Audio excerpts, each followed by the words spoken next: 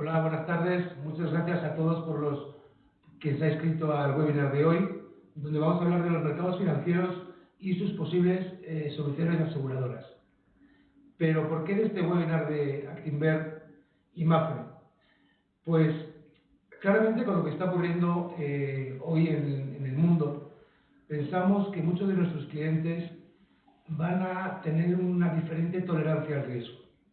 Creemos que vamos a tener una diferente forma de vivir, una diferente forma de trabajar y tenemos que estar mejor preparados para el próximo shock, que ojalá no venga nunca, pero tenemos que estar mejor preparados. Miren, les voy a contar algo que ha salido hoy en la prensa, que ha publicado la Asociación Mexicana de la Industria del Seguro, la AMIS, y ha comunicado que solo el 2.8 de desgraciadamente todos los fallecidos por COVID-19 en México tenían un seguro de vida.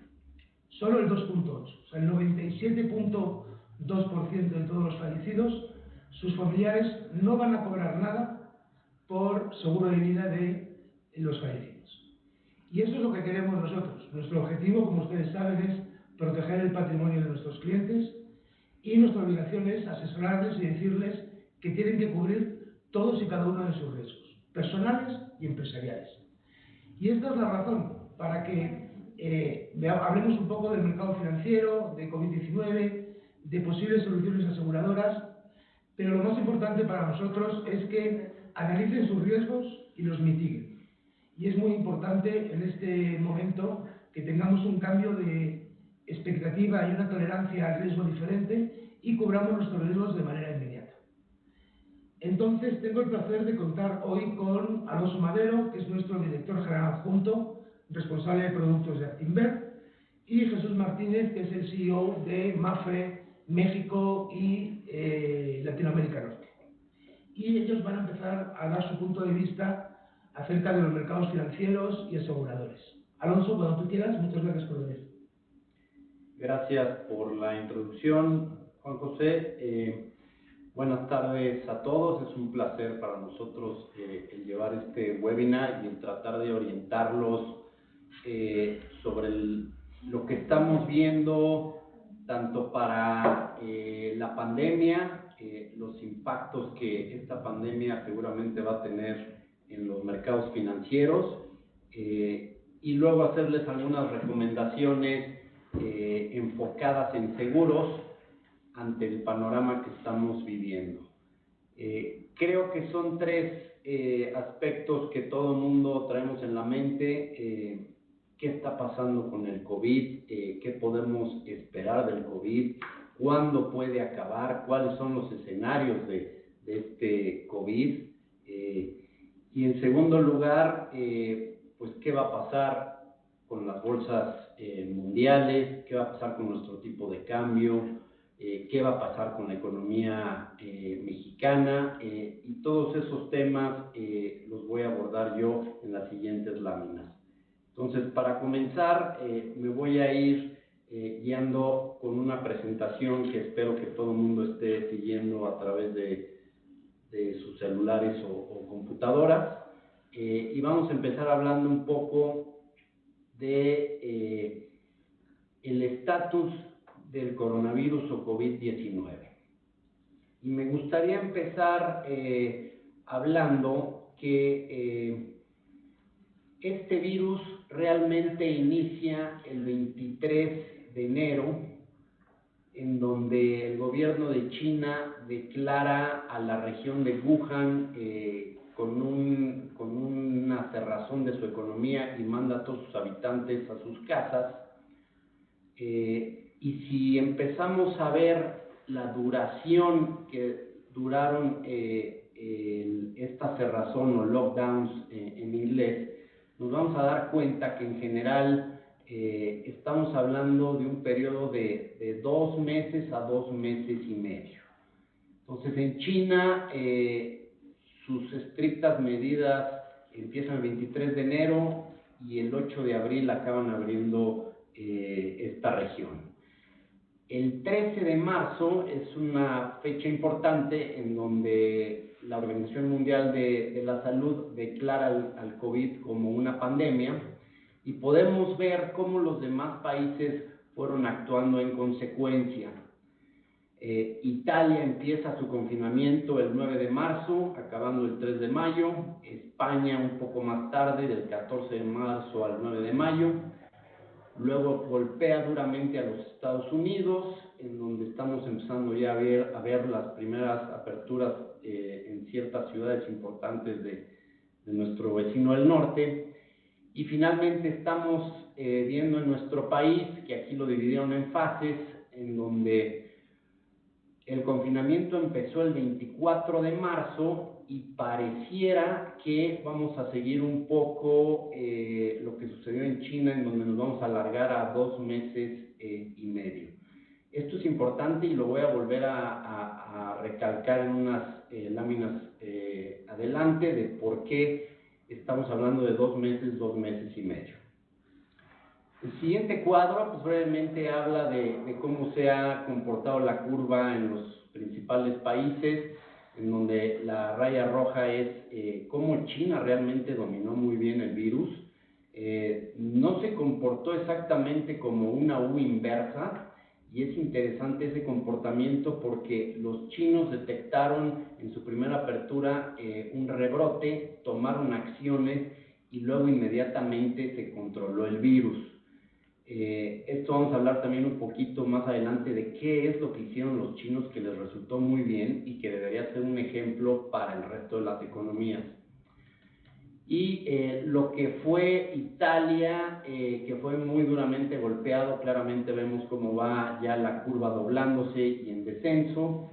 Estados Unidos todavía no acaba de doblarse, y eso es importante porque pues, ya están abriendo en varias ciudades. Y claramente México, que es nuestra línea azul, pues todavía va en ascenso, ¿no? En la parte inferior izquierda, pues hemos visto en las noticias cómo han actuado distintos países para apoyar a sus respectivas economías en cuanto a medidas de apoyo fiscal, y están representadas como porcentaje del PIB. Y mucho se ha hablado de esto, y hay una enorme diferencia de algunos países que sí apoyaron en gran medida, como fue Alemania e Italia, con porcentajes incluso por encima del 30% de su PIB. Y del otro extremo izquierdo, pues vemos a países como Sudáfrica, India y el propio México, con porcentajes realmente pobres que no pasan el 1,5%, ¿no? ¿Por qué de esta gran diferencia? ¿Por qué unos países sí meten tanto dinero y otros no se vieron en la posibilidad de meter estos recursos? Esto lo explica la gráfica de la derecha abajo, en donde claramente se muestra las limitantes para implementar mayor apoyo, reflejado en el costo financiero que representa este apoyo contra los ingresos del PIB. Entonces, del lado extremo derecho, vemos que para Alemania pues es realmente muy barato haberle inyectado dinero, al igual que Italia.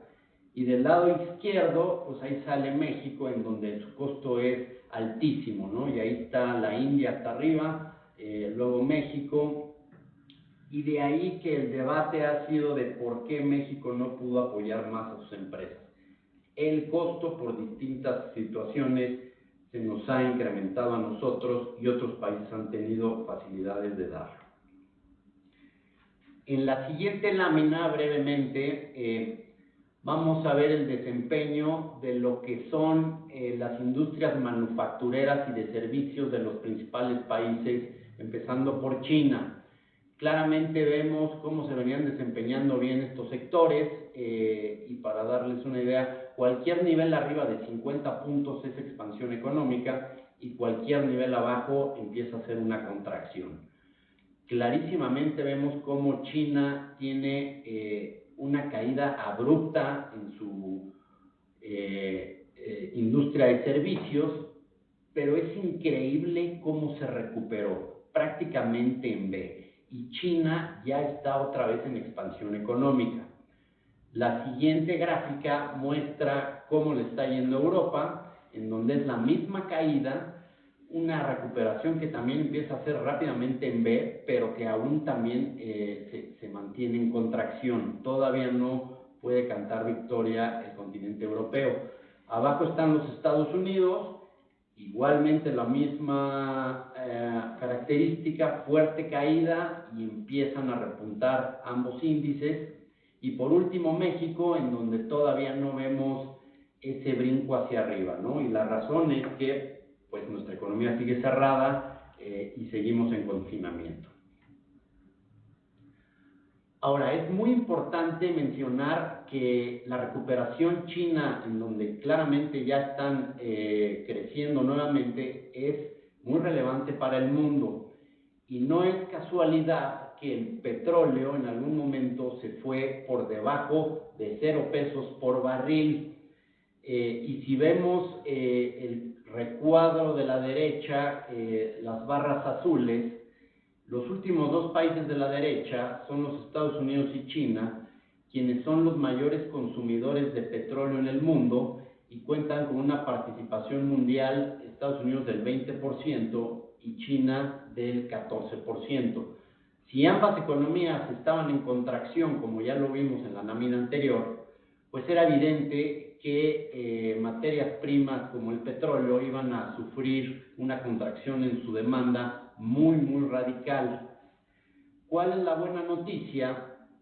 Pues ya vimos cómo se recuperó China y de la mano empezó a recuperarse el precio del petróleo, y conforme se vaya recuperando también Estados Unidos y las demás economías, podemos pensar que la peor parte de la crisis del precio del petróleo ya pasó.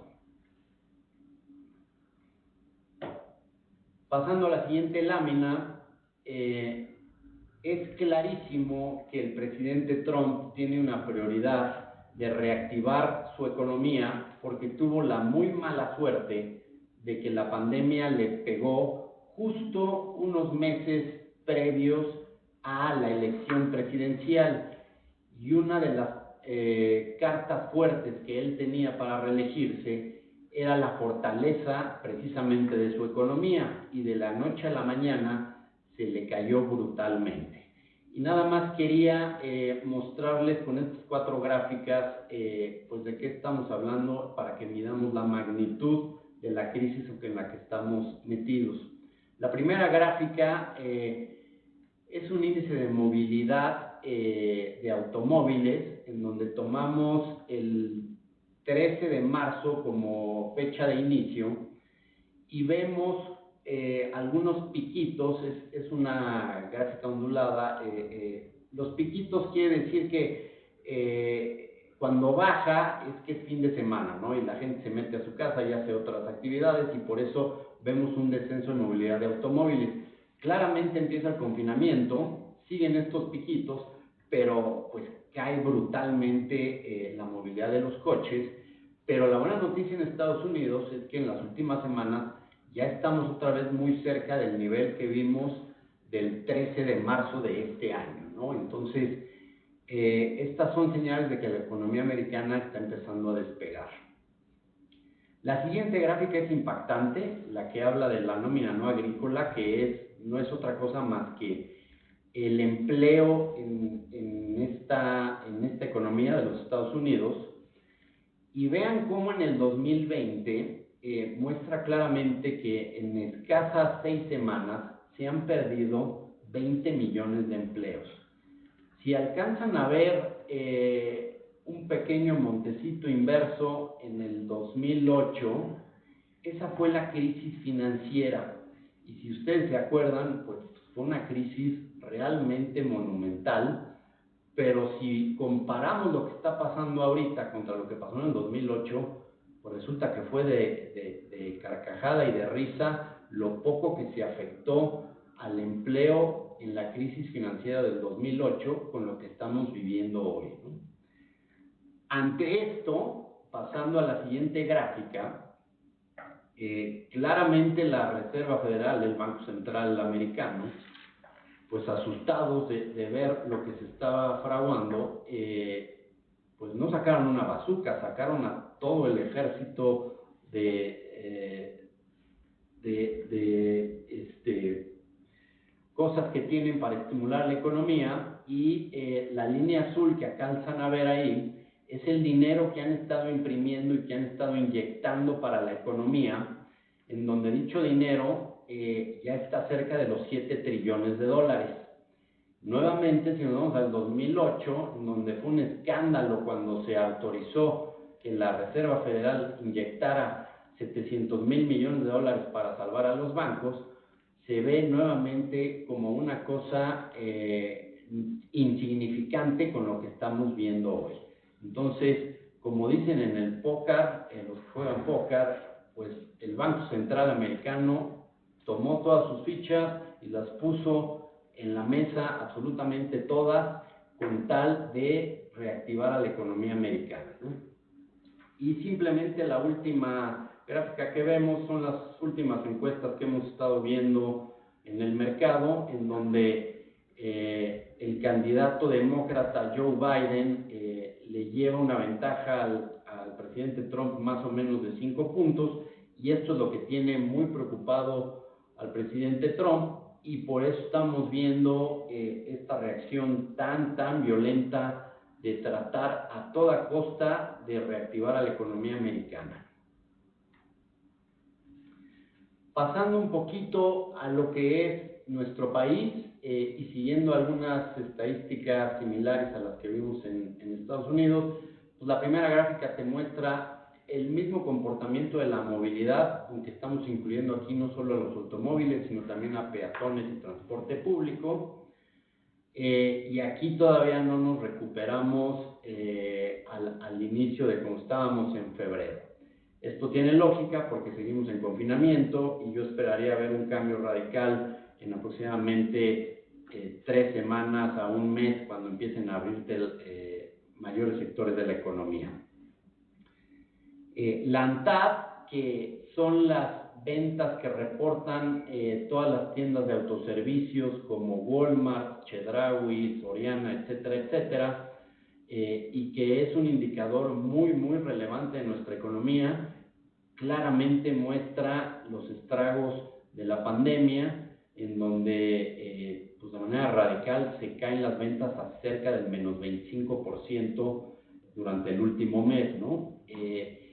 Y también otra de nuestras grandes fortalezas, que era la venta de automóviles por el Tratado de Libre Comercio, pues aquí la caída es incluso más marcada, con un menos 60%, ¿no? Pensamos que esto debe rebotar, no de la magnitud que nos gustaría, pero yo creo que lo peor ya está pasando dentro de los estragos de la pandemia para nuestro país. Ha habido consecuencias, y creo que todo el mundo las hemos oído, en cuanto a la calificación crediticia que han tomado sobre nuestra paraestatal Petróleos Mexicanos.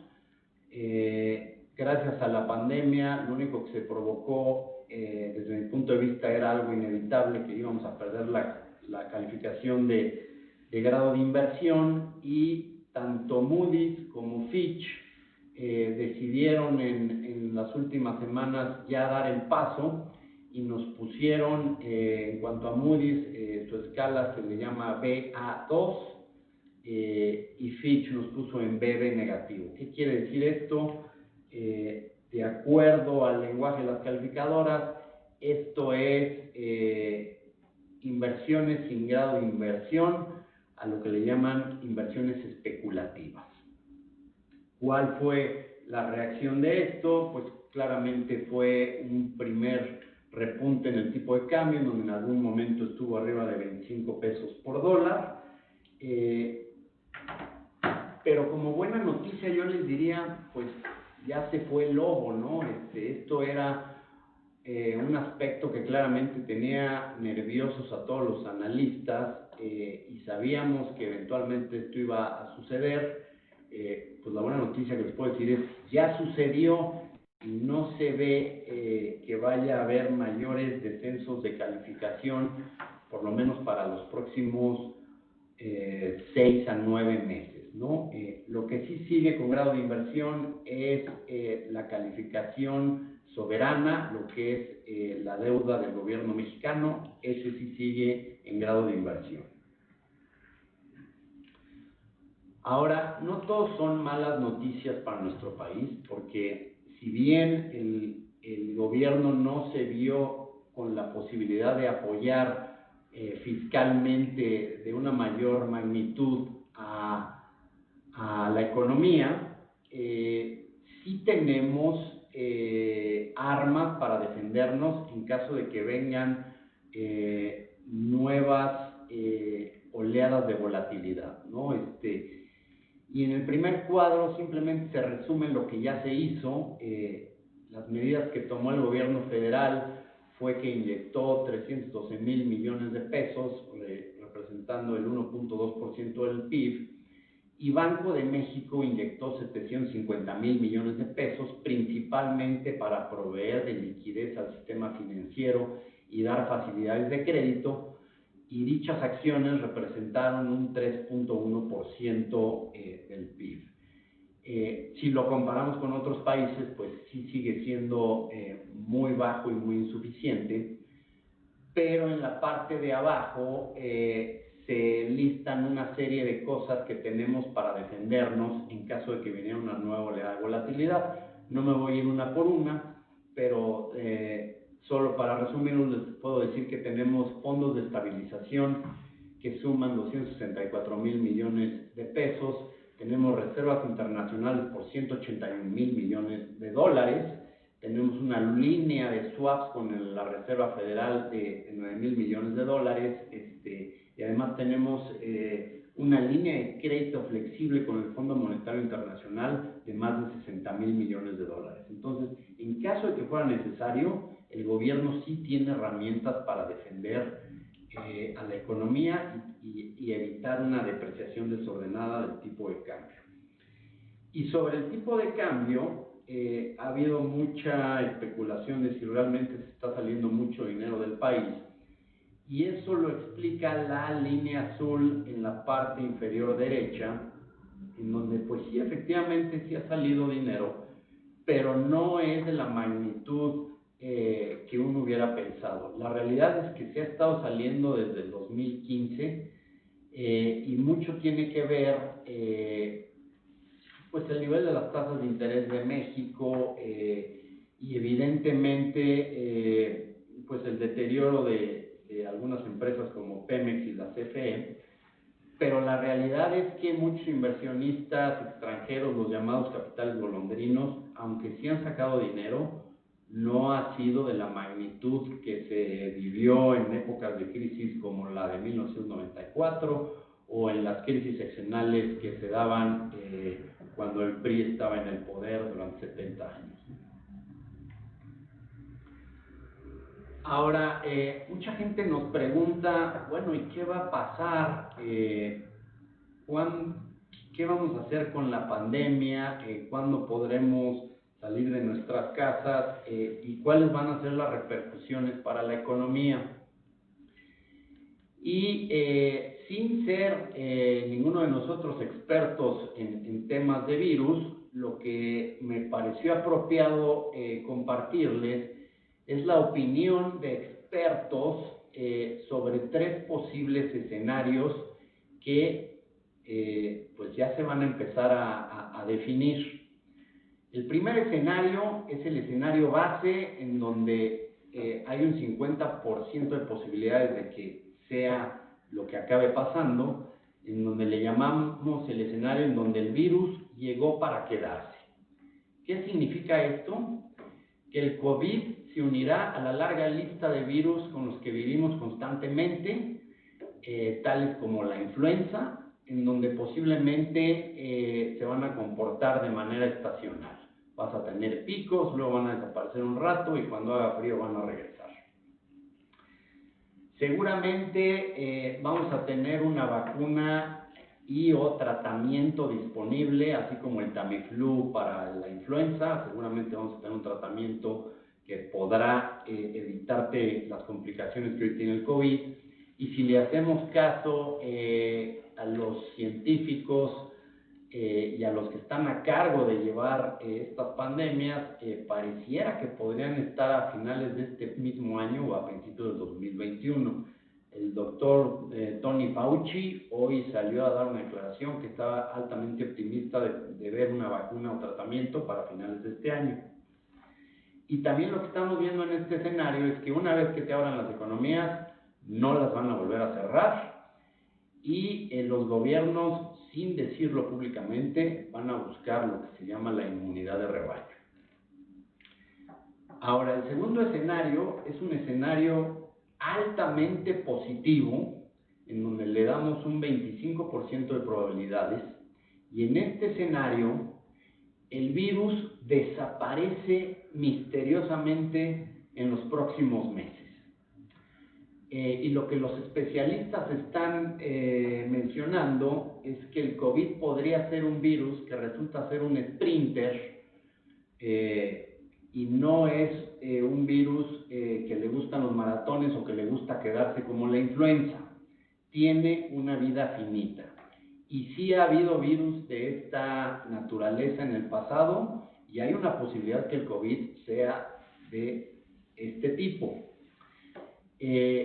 Hay una serie de modelos matemáticos y estadísticos que están tratando de buscar la respuesta de si acaso fuera este el escenario, posiblemente el virus duraría de entre 70 a 90 días.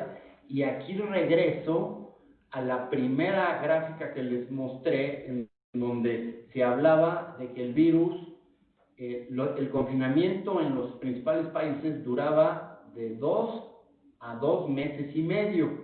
Y esto pues no es casualidad, porque estás hablando de 60 a 80, 90 días, ¿no? Entonces a lo mejor quizá los matemáticos tienen una hipótesis que podrían estar en lo correcto.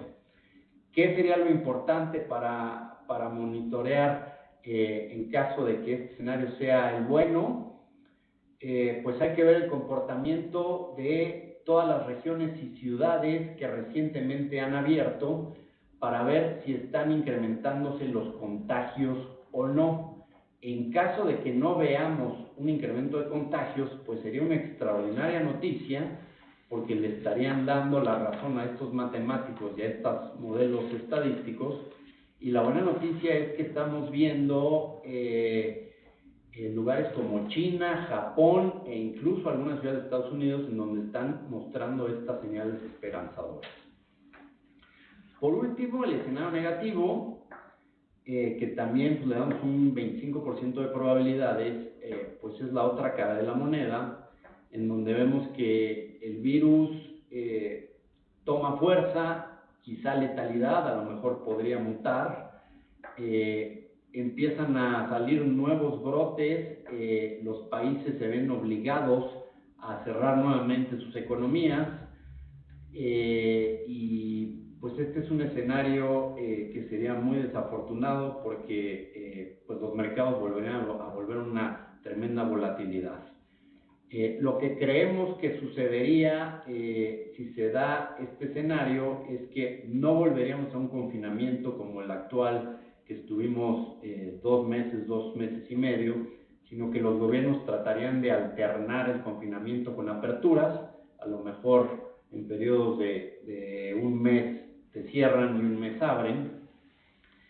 Y otra variable que sería altamente negativa es que la vacuna, en vez de estar a finales de este año o principios del 2021, se iría hasta finales del 2021, ¿no? Entonces la incertidumbre sería terrible, y serían los puntos que vemos como un escenario muy negativo.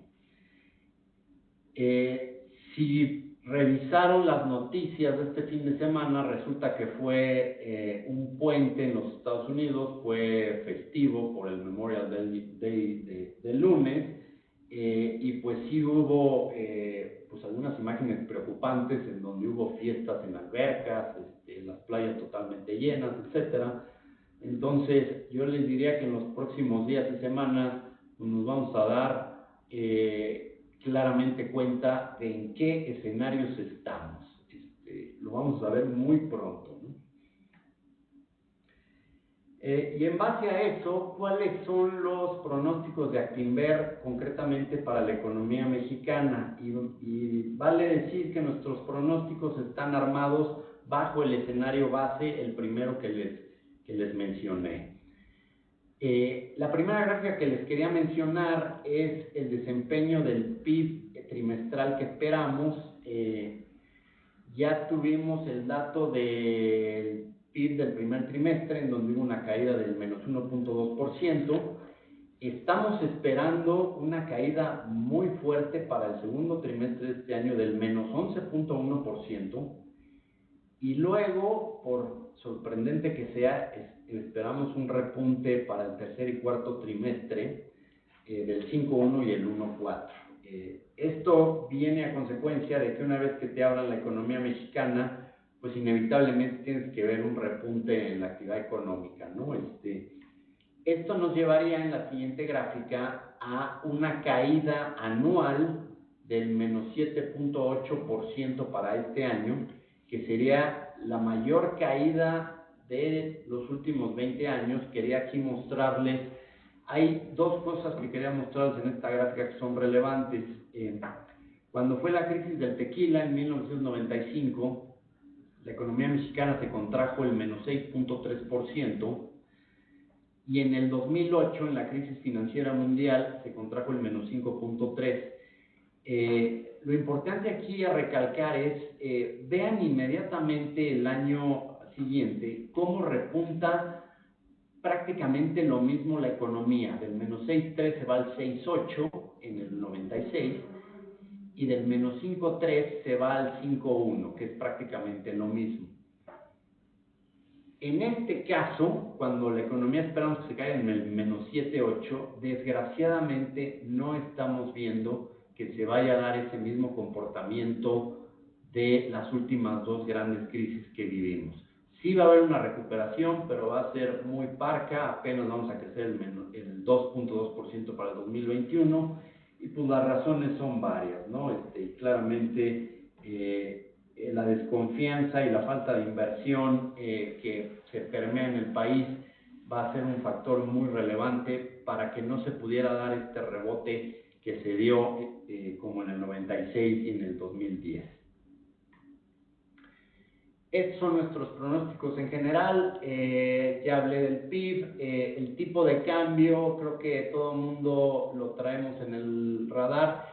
Creemos que este año el tipo de cambio tiene una valuación justa en 23.2 pesos, es lo que nos dan nuestros modelos. Por eso esta reciente apreciación creemos que es una oportunidad, pues tristemente, para comprar nuevamente dólares. Niveles de abajo de 20 no queremos volver a verlos. ¿Por qué? Pues porque ya hubo afectaciones importantes en el país en los últimos meses, concretamente las bajas de calificación y la perspectiva que a lo mejor podríamos tener una pérdida en el grado de inversión a nivel soberano para finales del próximo año.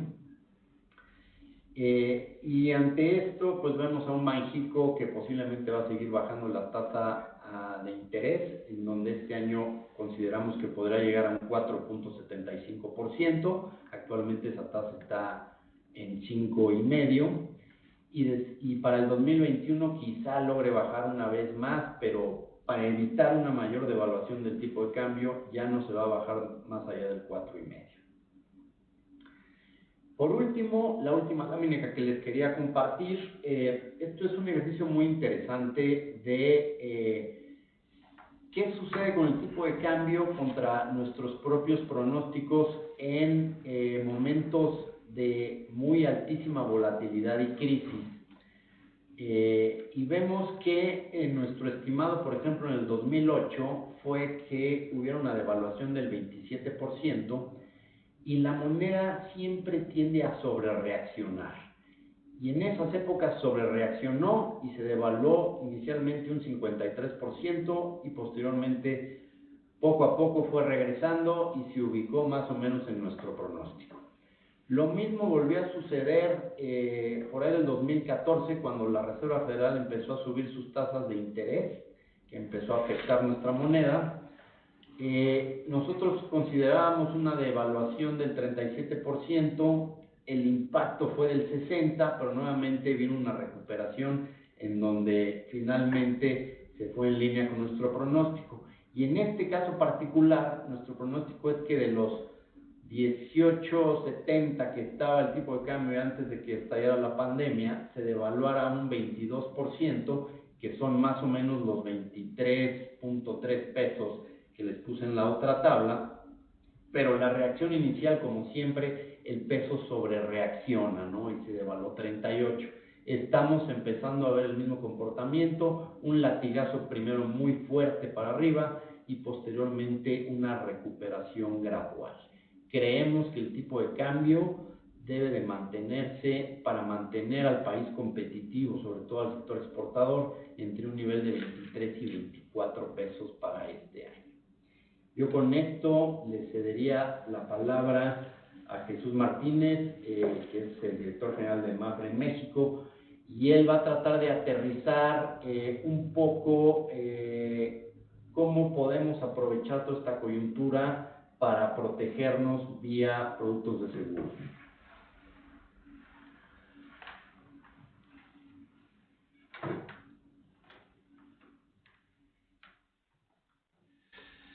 Sí, muchas gracias, Alonso, Juan José, por la oportunidad de participar en esta webinar y, desde luego, pues un gusto para mí el poder estar en contacto con todos ustedes a través de este sistema, ¿no? La tecnología, la verdad es que nos está ayudando muchísimo, ¿no? en esta etapa y es un auténtico lujo, pues, el poder estar en contacto con tantas personas a la vez, ¿no? Efectivamente, como comentaba Alonso, y después de haber visto pues un poco con bastante detalle la situación económica, las perspectivas y esos pronósticos, incluso probabilizados, Alonso, que creo que tiene bastante valor, ¿no? El que ya llevemos a esos posibles escenarios, pues vamos a hablar un poquito de soluciones, en este caso de soluciones aseguradoras, ¿no? Y antes de hablar de las soluciones y antes de hablar de las coberturas aseguradoras, pues está lo que provoca que existan los seguros, ¿no? Que son los riesgos, ¿no? Desde el punto de vista de riesgos hay multitud de clasificación, pero si nos atenemos a la causa que genera los riesgos, pues podríamos hablar de riesgos climatológicos, riesgos sísmicos. En México tenemos pues prácticamente todos los que la naturaleza ha inventado, aquí los tenemos en las distintas partes del país. Y en este punto, ya refiriéndome, ¿no? al sector asegurador, siempre me gusta poner dos ejemplos en este ámbito de lo que sucedió, si recordáis, en el año 2017, que fue un año bastante catastrófico, donde por un lado pues sufrimos dos importantes sismos en el mes de septiembre, y donde, bueno, pues de los daños que produjeron ambos sismos, aproximadamente asegurado estaba el 6% de estos daños, ¿no? Lo cual, pues bueno, el sector asegurador, vamos a decir que aportó poco a la recuperación en este ámbito, ¿no? Y el ejemplo contrario, y también fue prácticamente casi en los mismos días, en el mismo mes, si recordáis, el huracán María, que con este bonito nombre, pero fue terrible, porque en el caso de Puerto Rico, pues desoló la isla. Y aquí es lo contrario. Puerto Rico es un país donde la penetración del seguro es muy elevada, es muy importante, y lo que ha generado precisamente ese huracán y las consecuencias posteriores, pues ha sido una recuperación económica muy importante, precisamente por el importantísimo capital que entró en Puerto Rico a través de todas las coberturas aseguradoras y sobre todo reaseguradoras. Todas las retrocesiones que se habían producido y donde participaban en esos riesgos catastróficos, pues la mayoría de las grandes reaseguradoras mundiales, pues eso ha generado una entrada de capitales que económicamente ha sido muy importante, ¿no? Por lo tanto, el efecto que tiene la penetración, en este caso del seguro, es muy importante, ¿no? Otros riesgos, obviamente, accidentales, la enfermedad, que ahora mismo es lo que nos tiene más ocupados y preocupados a todos y a lo que nos referiremos, y riesgos relacionados con la seguridad, ¿no? Y por otro lado también podemos hablar de los riesgos desde el punto de vista de la consecuencia, de las consecuencias que provoquen, ¿no? Y ahí hablaríamos de riesgos personales, riesgos patrimoniales, frente a terceros o financieros. Desde la perspectiva de lo que es el tratamiento del riesgo, ¿no? Imaginemos una empresa, imaginemos una familia, imaginemos una persona, ¿no? Cuando se enfrenta a cuáles son sus riesgos, el proceso sencillo y lógico pues sería este, ¿no? Primero identificar cuáles son esos riesgos, a continuación aplicarles la medicina principal, que es la prevención, o sea, cómo prevenir esos riesgos para que no sucedan, y una vez que ya se ha aplicado pues la máxima prevención que se puede, pues hay que ver de lo que queda, de los riesgos que quedan, cuántos asume la empresa, cuántos asume la familia, cuántos asume la persona a nivel individual y cuáles cede. Y en esa decisión de qué riesgos cede es donde aparece todo el mundo asegurador, ¿no? Que podíamos hablar de 4 grandes líneas de soluciones aseguradoras, todo lo relacionado con riesgos personales, que es lo que hoy nos vamos a tratar, y que con mucho gusto, pues si se da la oportunidad, pues podemos hablar en otras ocasiones pues de los riesgos patrimoniales, de los riesgos de lo que podemos generar a terceros y también de los riesgos financieros que obviamente en este entorno y estando con los colegas de Actinver, pues ellos saben mucho de todo esto, ¿no? Muy bien, pues vamos a centrarnos en los riesgos personales, que son los que ahora mismo nos tienen muy preocupados a todos, ¿no? Y en 3 líneas, ¿no? Vamos a hablar de los riesgos personales asociados a la salud, a la vida y a los productos de ahorro e inversión. En lo que se refiere a la línea de salud, les quiero compartir pues los últimos datos que tenemos en la Asociación Mexicana de Instituciones de Seguros y que presentamos el jueves pasado. Mañana habrá otra rueda de prensa, semanalmente vamos actualizando datos. En primer lugar, en todo lo que se refiere a el nivel de aseguramiento de gastos médicos, de seguros de salud, actualmente en COVID. Los datos que, insisto, los últimos datos oficiales nos llevan a que se han pagado indemnizaciones, coberturas de gastos médicos por encima de 500 millones, 501 millones de pesos, es lo que llevamos en la actualidad, con esa proporción y esa distribución semanal que, como vemos, pues es creciente, ¿no? El número de casos por encima de 1.100 son los que llevábamos registrados. El caso de monto mayor de tratamiento COVID a través de gastos médicos ha superado los 15 millones de pesos, una cifra muy relevante, y el coste promedio que tenemos actualmente en el sector, en México, es de 451 pesos, ¿no? Y aquí me detengo un momento, ¿no? Porque recuerdo perfectamente cuando en marzo empezamos a preocuparnos todos de que esto también no solo era un problema chino, sino que iba a ser pues también del resto de países.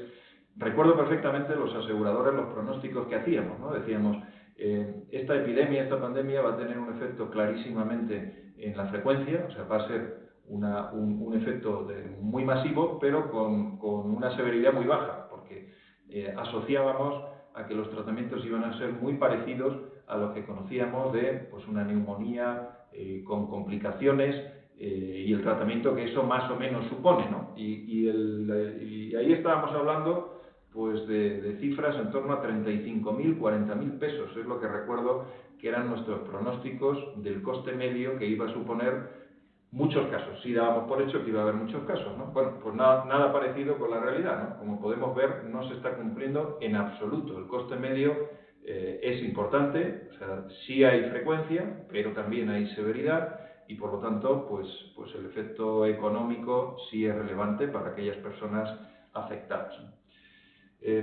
Estos 2 datos, especialmente el primero, me parecen enormemente relevantes, ¿no? La tasa de letalidad comparada, la general que tenemos en México, con la que tenemos en la población asegurada.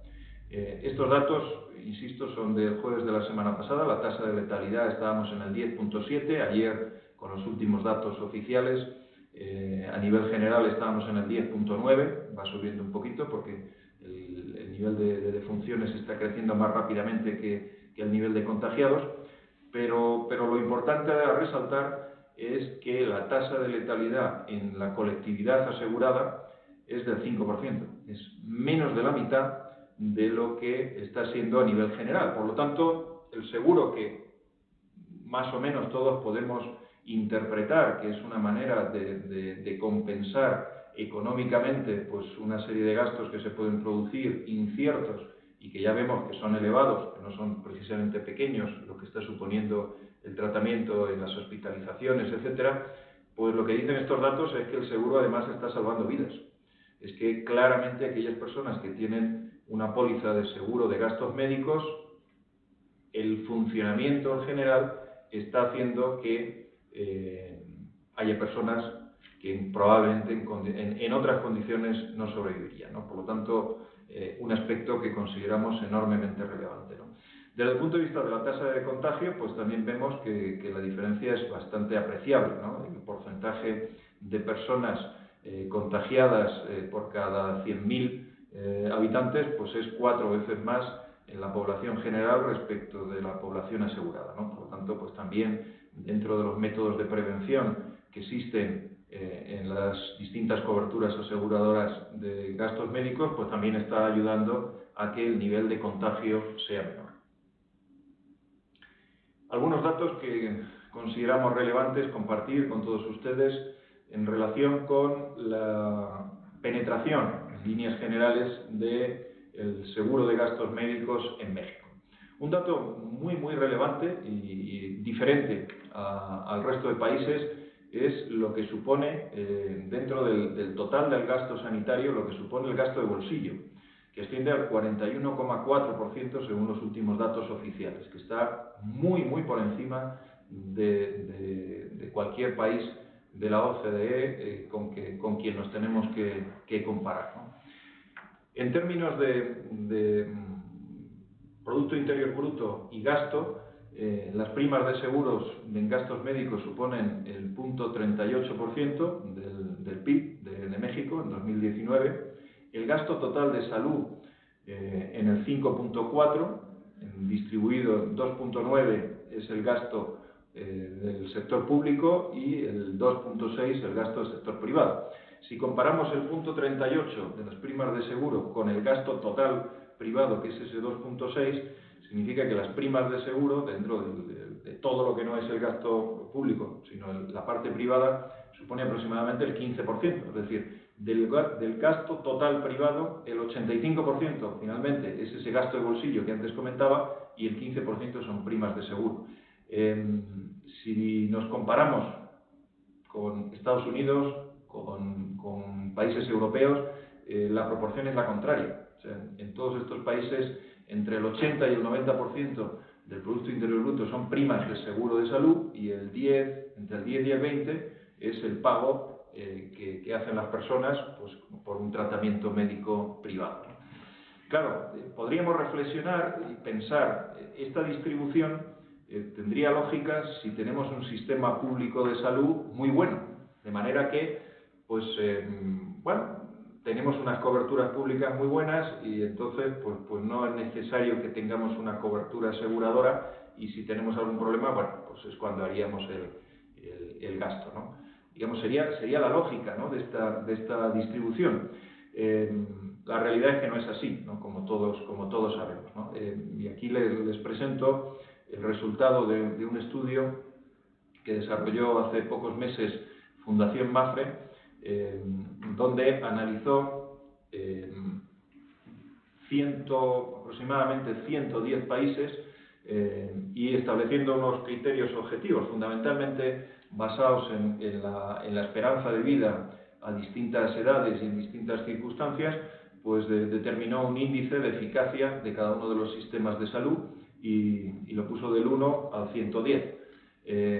México salió en el puesto 67.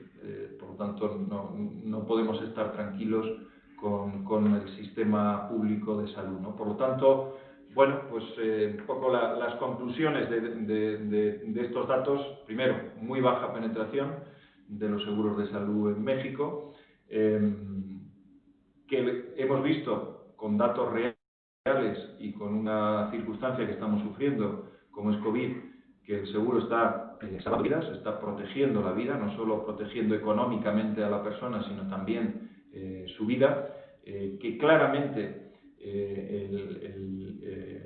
tener a disposición un seguro de gastos médicos lo consideramos clarísimamente, y en este entorno tan bancario y tan financiero, una inversión, en este caso una inversión en salud.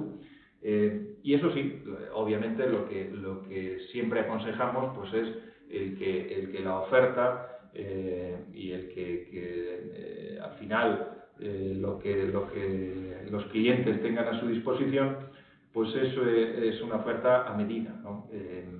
También se ha dado y se da en muchas circunstancias pues el que algunas aseguradoras, pues sobre todo en las contrataciones a nivel individual, pues diseñan un producto y ese es el producto, ¿no? No es la filosofía en ningún caso de Mapfre, ni mucho menos de la alianza Mapfre-Actinver, ¿no? Sino que lo que buscamos, como todos ustedes saben, pues es darles el mejor servicio y para ese mejor servicio nada como el diseño a medida en función de las circunstancias y de las características, pues esa tiene que ser la solución aseguradora, ¿no? Por lo tanto, también aconsejamos ese diseño de una oferta muy a medida de cada uno de nuestros clientes.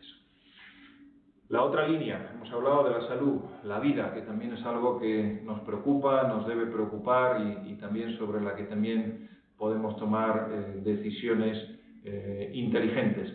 En el gráfico de la izquierda, la información también a nivel sectorial, de la última disponible, de los casos de fallecimientos por COVID que tenían algún tipo de cobertura aseguradora. Comentaba Juan José Noguera en el inicio que el último dato disponible pues no llegaba al 3%. Efectivamente, estos son datos de la pasada semana y aproximadamente esos 213 casos respecto de los 5.600, 700, que era lo que teníamos en aquel momento, de fallecidos, pues está suponiendo ese 3%, por lo tanto, un porcentaje bajísimo, claramente, y que no está cubriendo, ¿no? El ejemplo que os ponía antes de los sismos, pues también nos está pasando ahora, ¿no? Con esta catástrofe de enfermedad, pues el seguro tampoco está siendo una solución por la baja, simplemente por la baja penetración, ¿no? Ahí tienen la distribución entre los distintos estados. El monto total indemnizado pues está cercano a los 57 millones y el coste de mayor monto, 10 millones, es el dato que oficialmente manejamos, ¿no? En términos también comparativos, como antes hacíamos con gastos médicos, los seguros de vida en México suponen el 0.99 del Producto Interior Bruto, la media de la OCDE el 4.28, estamos lejísimos y obviamente pues el objetivo pues es acercarnos cada vez más, ¿no?, a estos países con los que México tiene obviamente que compararse y sin duda pues este es un gap importante que tenemos, ¿no? Recordando, ¿no?, el concepto de lo que es un seguro de vida, ¿no?, y sobre todo lo que produce el fallecimiento del cabeza de familia o de la persona en cada una de las familias que es la fuente generadora de ingresos, pues automáticamente lo que produce es una reducción claramente de los ingresos, ¿no? Hay distintos estudios y además varían por países de cuánto tarda una familia en recuperarse una vez que fallece el cabeza de familia. En Europa los estudios están dirigidos a que aproximadamente son 7 años lo que tarda una familia en recuperarse económicamente, obviamente no en la parte sentimental, sino en la parte económica, en recuperarse cuando fallece el cabeza de familia. En México están más en torno a 5 años, ¿no? Por lo tanto, ¿qué sería lo aconsejable? Pues lo aconsejable para estar protegidos y más en una situación y en un contexto como en el que estamos, donde estamos con un riesgo mayor de nuestras vidas, pues es que esa pérdida de ingresos que puede suponer el fallecimiento del cabeza de familia multiplicado por el número de años es lo que haría que el seguro realmente fuera eficaz y compensara desde el punto de vista económico esa pérdida. Y la tercera línea dentro de los riesgos personales, que son todos los productos asociados con ahorro e inversión. Aquí tenemos una noticia, siempre lo comentamos, ¿no? Tenemos una noticia extraordinaria, ¿no? En otros aspectos, cuando nos comparamos con otros países, pues pues parece que salimos peor. Aquí no. En lo que se refiere al marco fiscal y a los beneficios fiscales que tienen estos productos, tengo que deciros que no hay ningún país de la OCDE ni ningún país de Latinoamérica que tenga las ventajas fiscales que tienen estos productos, ¿no? Y aquí os enumeramos algunas de ellas, porque hay mayores aspectos, ¿no? Pero pues, sobre todo los principales, ¿no? En primer lugar, en todo lo relacionado a la exención del pago de impuestos y a la desgravación. Un producto de seguro de ahorro que cumpla la característica de tener 5 años de duración y que cuando la persona perciba la prestación tenga 60 años o más, está exento del 100% del rendimiento, sin ningún límite. Esta es una ventaja, desde luego, desde un punto de vista de inversión, desde el punto de vista de lo que es la rentabilidad financiero-fiscal de los productos, extraordinaria. E insisto, la tenemos en México, no es muy conocida, esa es la verdad, y bueno, sin duda es algo que debemos aprovechar porque es un acicate enorme a colocar nuestros productos o una parte de nuestra inversión a través de estos productos con esta extraordinaria exención. Desde el punto de vista de retiro, aquí también hay dos posibilidades, digamos, ventajas fiscales. Si vamos por el artículo 151, tenemos desgravación en las aportaciones anuales que hagamos hasta 154.000 pesos para este año, y además cuando se percibe la prestación también está exento de tributación hasta 2.775.000 pesos, ¿no? En algunas economías, en muchos países, hay incentivos al ahorro hacia la jubilación para complementar las pensiones públicas, porque la problemática de las pensiones públicas es general, ¿no? Pero habitualmente lo que hay son desgravaciones, o sea, deducciones en las aportaciones, es decir, el capítulo primero que hemos comentado, pero no el segundo, es decir, el tener en el mismo producto la posibilidad de deducirte anualmente una cantidad de ese ahorro y además cuando vas a percibir la prestación que esté exento otra parte, eso tampoco es nada común y nosotros lo tenemos aquí a través de los planes personales de retiro, ¿no? Por lo tanto, pues otra ventaja fiscal extraordinaria que debemos aprovechar, ¿no? Y también, si vamos por el artículo 185 del impuesto sobre la renta, hay otra posibilidad de deducir hasta 152.000 pesos año también en estas fórmulas de ahorro si vinculamos el producto a la jubilación, ¿no? Por lo tanto, unos incentivos fiscales desde el punto de vista de desgravación y de no tributación extraordinarios. Pero además, el canalizar los ahorros y la inversión, porque obviamente lo que estamos hablando es que los productos que están detrás de estas estructuras son productos gestionados, en este caso por los expertos financieros de Actinver, por lo tanto financieramente tienen exactamente las mismas ventajas que cualquier otro producto, pero lo que tienen es añadido estas importantísimas desgravaciones, ¿no?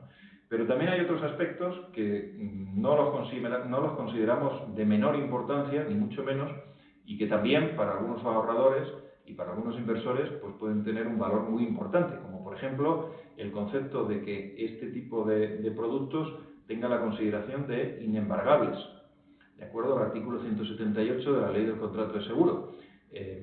Ante cualquier circunstancia hay otro tipo de productos donde, si se da esa circunstancia, un juez puede dictaminar el embargo de esos importes. A través de estas fórmulas, no. Es posible la libre designación de beneficiarios, que esto pues también es un elemento realmente relevante y que en muchos casos pues permite la posibilidad de desviar una parte de la herencia sin necesidad de hacer ninguna cosa especial, sino simplemente a través de la libre designación de beneficiarios, ¿no? Además de que está libre de gravamen en caso de fallecimiento. Y otro aspecto que también lo consideramos muy relevante para los inversores, para los ahorradores, es el concepto de confidencialidad. Al tener la consideración de seguro y por la Ley del Contrato de Seguro, la propiedad de la reserva matemática en la que está invertido estos productos es de la compañía de seguros. Eso hace que no sea necesario la información detallada de los fondos que están individualizados a cada una de las personas. O sea, obviamente sí los tenemos individualizados, pero no es obligatorio esa información, esa comunicación. Por tanto, pues otro elemento más que mejora el concepto general del producto, ¿no? Por lo tanto, en un momento de incertidumbre, en un momento, pues como antes nos comentaba Alonso, ¿no? Donde no sabemos muy bien cómo van a evolucionar los mercados, de volatilidades, etcétera, pues el tener estas soluciones financieras que permitan pues estas ventajas, consideramos que es algo francamente importante. Actinver tiene todas estas soluciones a través de sus distintos productos, con su estructura financiera debajo, pero con estas ventajas que permiten si vamos por la ley del contrato de seguro. Muy bien, pues hasta aquí lo que queríamos ver con carácter general desde el punto de vista de soluciones aseguradoras, y si hay tiempo y oportunidad e interés, pues encantado después en el debate de contestar las preguntas que consideren. Muchas gracias. Jesús, Alonso, muchas gracias por lo que nos habéis contado. Yo, antes de las preguntas, me gustaría hacer algunos comentarios. Es muy importante lo que ha dicho Jesús, que de los fallecidos por COVID-19, solo 213 tenían un seguro de vida y que la indemnización media era de 267.000 pesos. Cuando alguien cobró 10 millones, quiere decir que la indemnización media puede ser de 200.000 pesos. Recuérdenme, déjenme que les recuerde cuál es la visión del Grupo Financiero Actinver. Queremos ser los asesores de cabecera de todos nuestros clientes. Y no nos podemos permitir que todos nuestros clientes no tengan un seguro de vida. Nuestro seguro de vida es 5.000 pesos por niño. O sea, no podemos permitir que ningún cliente no tenga una inversión de 5.000 pesos mínimo para tener 1 millón en su seguro de vida. Y es un objetivo que vamos a poner a todos los asesores, porque todos nuestros clientes tienen que tener un seguro de vida y, por supuesto, un seguro de gastos médicos. Les recuerdo brevemente que hemos desarrollado un producto que cubre seguro de vida y seguro de gastos médicos a partir de 500 pesos mensuales hasta pues 2.000, le cubre 1 millón de pesos y les cubre el seguro de gastos médicos. ¿Por qué estamos intentando hacer estos productos? Primero, por la sensibilidad. Ya les decía antes de la tolerancia al riesgo, estamos más susceptibles. Pero todos nuestros clientes tienen que tener un seguro de vida y un seguro de gastos médicos. Fíjense,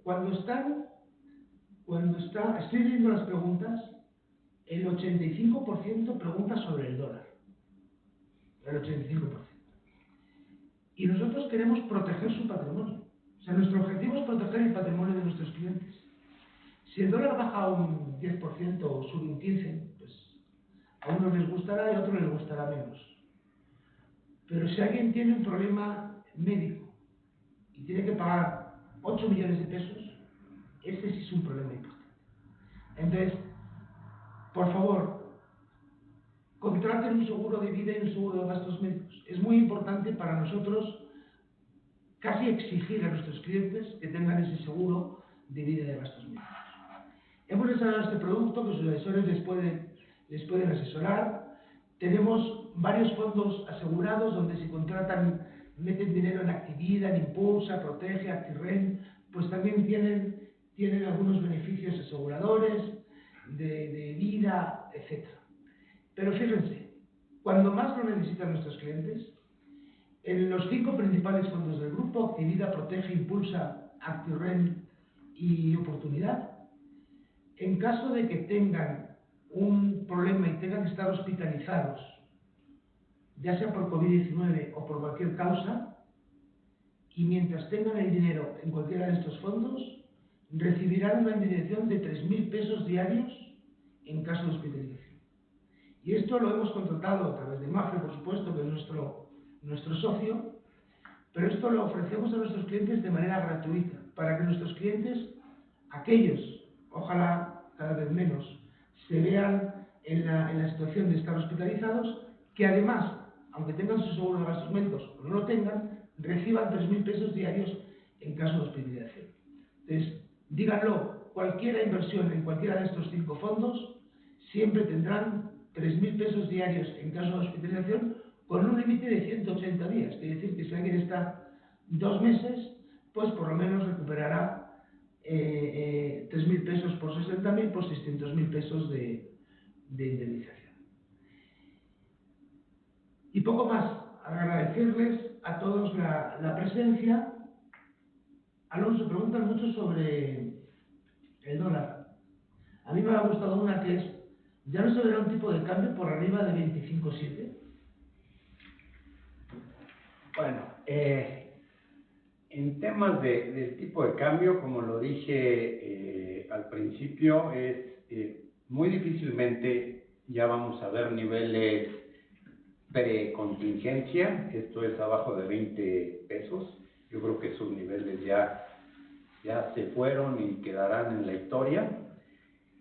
Actualmente estamos viendo, en base al diferencial de tasas de interés entre Estados Unidos y México, las nuevas calificaciones que se otorgaron a Pemex, la posibilidad de que le bajen la calificación a México el próximo año, y el riesgo México en general, vemos que el tipo de cambio debería de fluctuar entre 23 y 24 pesos. Ahora, ¿hay posibilidades de ver un tipo de cambio arriba de 25? Pues por supuesto que hay posibilidades, pero pues ya son eventos que no podemos predecir, ¿no? Y creo que no hace falta que los mencione. Pues claramente tenemos un gobierno que no está siendo muy amistoso a la inversión, no solo nacional, sino extranjera, y pues hay que estar muy pendiente de lo que pues se vaya dando en los próximos meses y las señales que nos vayan dando, ¿no? Pero actualmente lo que sí ha estado pasando, concretamente la semana pasada, es los flujos globales son los que están dominando, y por eso vimos una apreciación tan brutal del peso, que estábamos pues cerca de 25 y hoy estamos alrededor de los 22.30, y son los flujos globales los que siguen dominando. Y esos flujos, cuando voltean a ver tasas en sus respectivos países, que en Estados Unidos están al 0 y en Europa incluso están negativos, de repente voltean a ver a un país como México, en donde te pagan el 5 o el 6%, y es por eso que todavía estamos viendo movimientos de apreciación, porque esos flujos vienen a buscar esas tasas. ¿Qué te podría provocar que nos fuéramos arriba de 25? Pues alguna noticia que asustara a dichos flujos, ¿no? Gracias, Alonso. Preguntan, hay algunas preguntas de si contratando estos fondos tenemos inmediatamente el seguro de hospitalización gratuito, inmediatamente. Metiendo dinero en estos fondos, Actividad Protege, Impulsa, Acterreno y Oportunidad, tienen ustedes el seguro de hospitalización que ofrece Actividad. Jesús, gente pregunta si, como dice Alonso, hay un 50% de posibilidades de que este virus conviva con nosotros. ¿Será una exclusión futura en el seguro de gastos médicos o crees que va a ser como la influenza o como cualquier otro virus que sí esté incluido? Pues efectivamente es una buena pregunta, porque tendríamos que irnos un poquito antes de que esto pasara, ¿no? Y efectivamente había dos tipos de coberturas.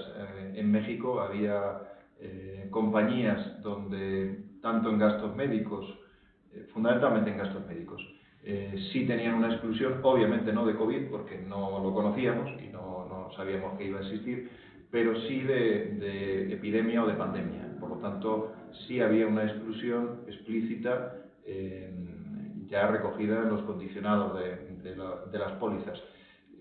Y estábamos otro grupo de compañías donde no teníamos esta exclusión. Lo que se ha producido en general, obviamente, pues ha sido un trasvase de los que excluían esta situación a cubrirla, ¿no? Todavía hay alguna compañía que mantiene la exclusión, y desde luego lo que siempre aconsejamos es que hay que leer muy bien las coberturas, ¿no? En ningún caso a hablar de COVID, pero sí de la posibilidad de epidemia, que es como normalmente esto se recoge. Mi pronóstico es que no. Mi pronóstico es más bien que en general el mercado asegurador se va a mover más hacia que en todos los ámbitos estas situaciones de epidemia y pandemia estén cubiertas, ¿no? Incluso en otros ramos patrimoniales donde sí hay en algunas coberturas este tipo de exclusiones. Mi pronóstico es más que nos vamos a mover hacia que esto esté cubierto, ¿no? Una vez que ya lo conocemos, lo lógico es que el seguro cubra estas circunstancias. Siempre, obviamente, tienen que ser riesgos inciertos, es decir, cuando una persona contrata una póliza, pues tiene que ser que no sea ya un riesgo causado, ¿no? Pero, en mi opinión, el mercado asegurador se va a mover y debe moverse siempre hacia que todos los riesgos conocidos, los no conocidos no, pero los conocidos sí deben estar cubiertos. Gracias, Jesús. Con respecto al resto de preguntas, responderemos ya, porque tenemos que terminar, responderemos estaremos mandando mails o vemos cómo la gente de marketing nos hace llegar sus datos para responderles a todas las preguntas. Yo me quedo con las buenas noticias que nos dio Alonso. La economía va a bajar, pues no tanto como se prevé, y el año 2021, después de una recesión, pues siempre hay un crecimiento que esperamos en Actinver que sea del 2.2, pero que en los años anteriores en crisis ha sido mayor del 5. Ojalá nos equivoquemos, Alonso, y crezcamos más allá del 5. Y muy buena noticia también para Trump, Alonso, que digas que Biden va a ganar, pues con las encuestas mundiales de los últimos años, que siempre nos hemos equivocado. Si ahora Biden está por arriba, pues seguro que Trump repite. Y Jesús, muchas gracias por tu presentación. Tenemos muchos productos que cubren todos los riesgos de nuestros clientes. Y como les decía, nuestra obligación es proteger el patrimonio de nuestro cliente, y tenemos que insistir en que tienen que analizar sus riesgos y mitigarlos. Y la verdad es que son muy baratos. Al final, les vuelvo a repetir, un seguro de vida de 1 millón de pesos vale 5.000 pesos al año. Entonces yo creo que tenemos que invertir, no gastar, en los seguros que cubren los riesgos que tenemos tanto personales como empresariales. Alonso, muchas gracias por venir.